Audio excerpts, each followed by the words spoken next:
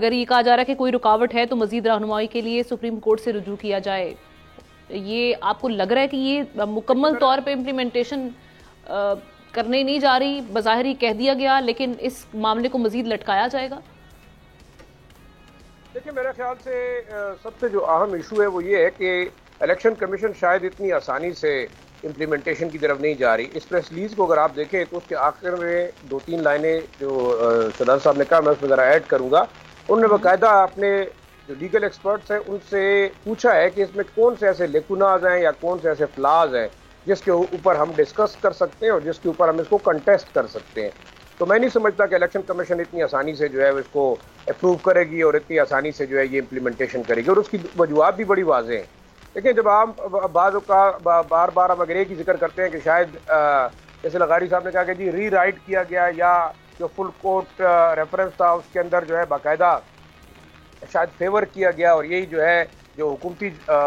جو پارٹیاں ہیں ان کا بھی یہی خیال ہے۔ اور الیکشن کمیشن میرے خیال میں شاید اکیلا تو نہیں ہے۔ الیکشن کمیشن نے جو پورا الیکشن کا پروسیس کیا ہے، آپ کے خیال سے الیکشن کمشنر اور چاروں الیکشن کمشنر اتنے طاقتور تھے جو انہوں نے فارم 45 47 کا ڈرامہ کیا ہے؟ بہت مشکل سی بات ہے کہ شاید وہ اتنی آسانی سے مانگیں۔ اب دیکھنا یہ ہے کہ آج ایک اہم خبر بھی میں آپ کو دے رہا ہوں، بڑی ڈیولپمنٹ بھی ہے کہ خیبر پختونخوا اسمبلی میں ایک قرارداد منظور کی گئی ہے الیکشن کمیشن آف پاکستان کے خلاف، باقاعدہ فل میجورٹی سے، کہ جناب الیکشن کمیشن جو ہے ناکام ہوا ہے الیکشن کروانے میں، الیکشن جو ہے وہ ریگ تھا۔ 10 پوائنٹس اس میں اٹھائے گئے جس میں یہ کہا گیا ہے کہ باقاعدہ جو ہے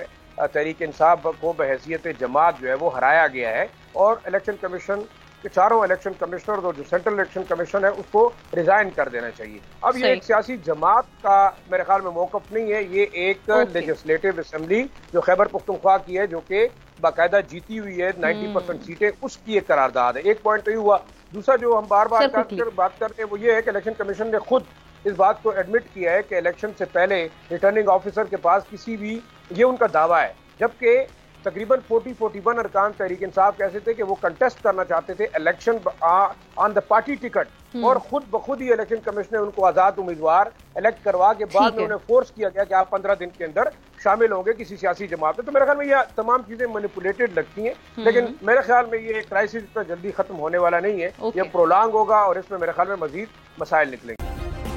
سبسکرائب کریں اور بیل دبائیں تاکہ کوئی خبر رہ نہ جائے۔